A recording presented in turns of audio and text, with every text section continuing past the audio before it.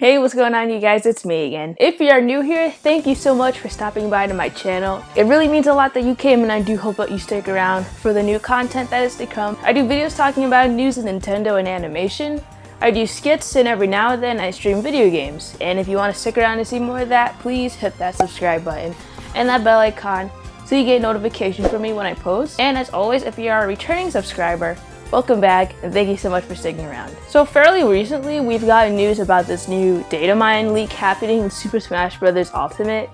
And in this leak, it gives us code names for 3 of the DLC characters, one of which hasn't been announced yet. This leak also gives us more information about these characters, specifically like their stats, their speed, their land lag, something like that.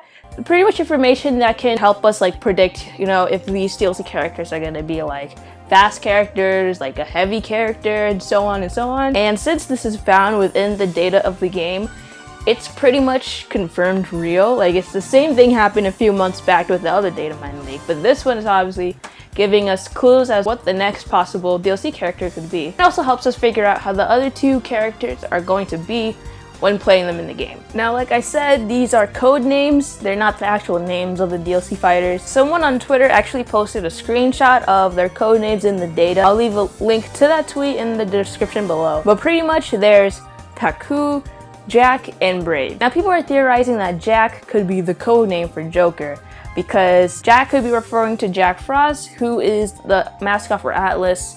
And Persona 5 is an Atlas game, which is where the Joker is from, so it could be that. It could also be referencing like the playing cards, like there's Joker and Jack, but most likely the Jack Frost part. Paku is definitely referring to Piranha Plant because it is short for Pacoon Flower, which is Piranha Plant's name in Japan. Now, the one everyone is questioning is the codename Brave. Brave is possibly the codename for the second DLC character in the Fighter's Pass, and it's very confusing when trying to figure out who Brave is referring to, because Brave is such a vague or too broad of a word. It could literally be referring to anyone at this point. Most people have been saying that it's Erdrick from Dragon Quest, and they're saying, oh, it's because he's a brave character, so he has to be codenamed Brave, which is not really a good explanation. Again, Brave, I could say that for a million other characters. But I did hear Papa Gino's talk about this in his YouTube video when discussing the Datamine leak as well. But in the Dragon Quest game,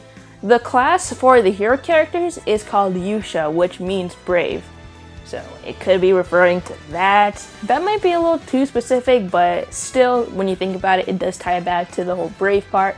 Kind of like with Joker and him being Jack and the Jack Frost parts. But other than that, I feel like most people have been saying that Erdrick was brave in the data because there's been a lot of evidence over time proving that he was most likely going to be in Smash Brothers. There's been leak after leak after leak claiming that he was going to be part of the DLC, and I'm pretty sure Vergaben has came out and said that out of all the names that he has heard, Erdrick, or just a Dragon Quest character in general, was the one that he heard the most. Even though it might be likely that he's going to be part of Smash Brothers, you never know. Brave could literally be anyone. Now, the person who did post the tweet with the codenames also posted pictures of the stats for the characters, and I will leave a link to those tweets in the description below if you want to look at them yourself.